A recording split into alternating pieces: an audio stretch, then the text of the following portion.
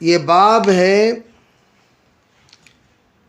اب ایک سوال یہاں یہ آتا ہے، کتاب الاذان میں یہ تمام باتیں کیوں لا رہے ہیں؟ ارے بھئی یہاں تو ترتیب کے ساتھ نماز کی بات چل رہی ہے اور عنوان ہے کتاب الاذان. پھر کتاب الاذان میں تو اذان سے متعلق بات آ کر پھر کتاب الصلاۃ ہو جانی چاہیے، لیکن یہاں کتاب الصلاۃ میں کتاب الاذان ہی میں دیگر تمام باتیں بیان کیے جا رہے ہیں. کیوں؟ اس کا جواب یہ دیا گیا، بے اذان کا مقصد کیا ہے؟ نماز ہے. اذان کا مقصد اذان نہیں ہے تو پتہ چلا اذان وہ حسن لذاتی ہی نہیں ہے، حسن لغیری ہی ہے. اسی لیے ہر وقت میں اذان دینے کی اجازت نہیں ہے، ہر وقت میں اذان دینے کی اجازت نہیں ہے. نماز کے اوقات میں اذان دینے کی اجازت ہے. اگر کوئی بے وقت اذان دے تو اس کے اذان کو روکتے کہ نہیں روکتے؟ ارے پاگل انسان کہیں کہ تم کیا اذان دے رہے ہو بھائی؟ یہ کوئی اذان دینے کا ٹائم ہے؟ رات کو 12 بجے اذان دے رہے ہو؟ نہیں اذان دینا اچھی چیز نہ، اذان دے رہا ہوں. اذان دینا فجر کے لیے فجر کی، ظہر کے لیے ظہر کی، عصر کے. اگر کوئی الصلاۃ خیر من النوم ظہر میں دے تو الٹائیں گے نہیں الٹائیں گے؟ اسے ڈانٹیں گے نہیں ڈانٹیں گے؟ کیوں؟ ارے نہیں ظہر میں بھی طلباء سوتے رہتے ہیں نا. تو بھائی یہ جو اذان جیسے ہم نے مدینے سے پائے اسی طرح ہم اس اذان کی تقلید کریں گے. الصلاۃ خیر من النوم، بھئی آپ ظہر میں بھی شروع کر دیے تو ویسے تو پیشنٹ عصر میں بھی سوتے رہتے ہیں، تو عصر میں بھی الصلاۃ خیر من النوم بولو گے. کیوں بھائی؟ ایک بڑا مجمع عشاء میں سوتے رہتا ہے بچوں کا، تو وہاں بھی الصلاۃ خیر من النوم بولو گے. الصلاۃ خیر من النوم فجر کی سنت ہے تو ہم صرف کس میں بولیں گے؟ فجر میں بولیں گے، اس کے علاوہ کسی اور میں.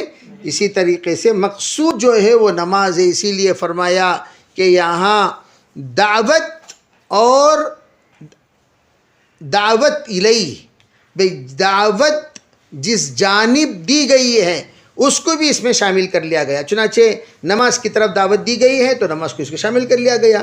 اب یہاں دیکھیے جب تکبیر کہہ دیے، اب دیکھو یہاں ایک سوال پیدا ہوتا ہے. سوال کیا؟ کہ حضرت نے نماز شروع کی تو کیا فرمایا؟ تکبیر کہنا واجب ہے. اللہ اکبر کہنے کے بعد کیا کریں گے؟ ہاتھ اٹھائیں گے. تو یہاں رفع الیدین فی التکبیرۃ الاولی، دونوں ہاتھوں کو اٹھانا تکبیر اولا میں، یہ باب آ گیا.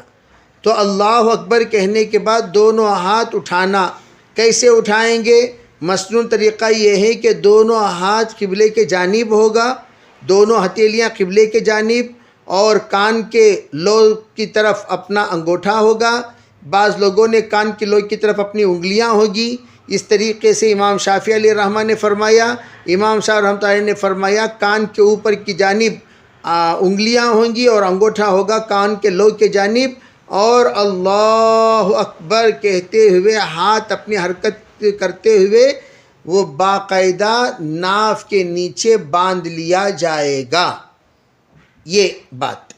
اب یہاں مع افتتاح صلاتی سواء، تو مع الافتتاح کے معنی کیا؟ نماز کے شروع میں، نماز کی افتتاح کے لیے جب اللہ اکبر کہ دونوں برابر ہونی چاہیے. مع الافتتاح سواء کے معنی کیا؟ دونوں برابر ہونی چاہیے. کیا مطلب؟ اللہ اکبر، اللہ اکبر، یہ ہو گیا.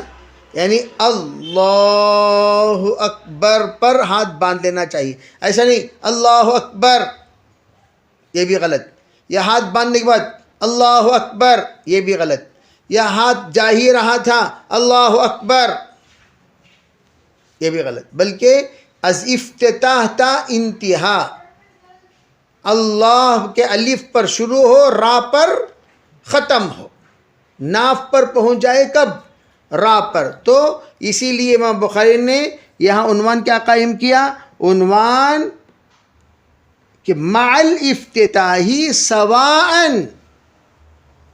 بات سمجھ میں آ رہی نہیں؟ یعنی دونوں کے دونوں برابر سرابر ہونی چاہیے. اللہ اکبر بھی اور ہاتھ باندھنا بھی دونوں برابر سرابر. چنانچہ روایت نقل کرتے ہیں آپ علیہ الصلوۃ والسلام اپنے ہاتھ اٹھایا کرتے تھے اپنے کندھے تک. دیکھو اپنا ہاتھ اٹھایا کرتے تھے اپنے کندھے تک. اب دیکھیے ہاتھ اٹھایا کرتے کندھے تک، لوگوں نے کیا کہا؟ ہتھیلی اٹھایا کرتے تھے کندھے تک بول دیے. ہتھیلی، یہ ہتھیلی ہے، یہ انگلی ہے، یہ ہتھیلی ہے، یہ گٹا ہے، اور یہ کلائی ہے نا بھئی. ہاتھ اٹھایا کرتے تھے کندھے تک. بے کندھے تک ہاتھ اٹھاؤ کا مطلب یہ نہیں، کندھے تک کا مطلب یہ نہیں. کندھے تک کا مطلب کلائی آئے کندھے تک، تو اس کا مطلب کیا ہوگا؟ ہاتھ اٹھانا کندھے تک ہوا. تو لوگوں نے کیا سمجھا، یہ سمجھنے میں تھوڑی سی آگے پیچھے ہو گئی. کندھے تک ہاتھ اٹھانے کا مطلب یہ سمجھا، جیسے کہ امام شافعی علیہ رحمہ یہاں سے اٹھا کر یوں باندھ لیتے ہیں. اور ہم نے کیا کہا؟ بے کندھے تک کے بعد کلائی کندھے کو آنا چاہیے. تو یہاں تو آپ کندھے تک کلائی لے آئیے، آٹومیٹک دونوں کان کے لوگ کے برابر انگوٹھے بھی ہو جائیں گے اور ہاتھ کان کے برابر چلا جائے گا، انگلیاں. ما افتتاحی صلاح، یہ ہے سمجھنے کے اعتبار سے ہر ایک کی رائے الگ الگ ہو جاتی ہے. بھئی اس کو آپ نے کیا سمجھا؟ کندھے تک ہاتھ اٹھانا آپ نے کیا سمجھا؟ تو یہ سمجھا، یہ سمجھا، یہ سمجھا، یہ کہا جائے گا. کیا فرماتے ہیں؟ وَإِذَا كَبَّرَ،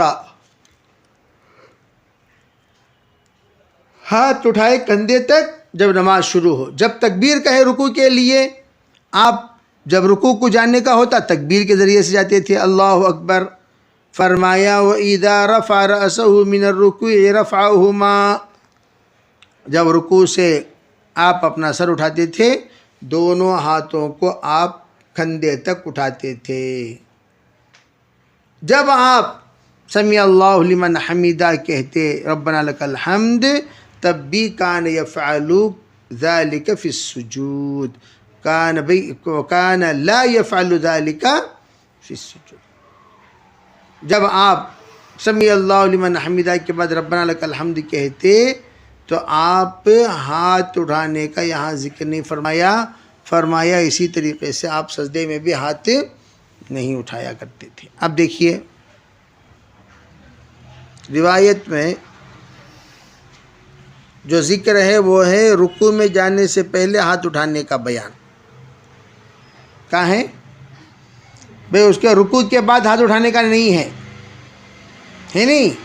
رفع رأسہ من الرکوع رفعہما کذالک ایذن، یعنی رکوع کے بعد جب آپ رکوع سے جب اٹھتے تھے تو دونوں ہاتھ اٹھایا کرتے تھے. سمیع اللہ لمن حمیدہ ربنا لک الحمد.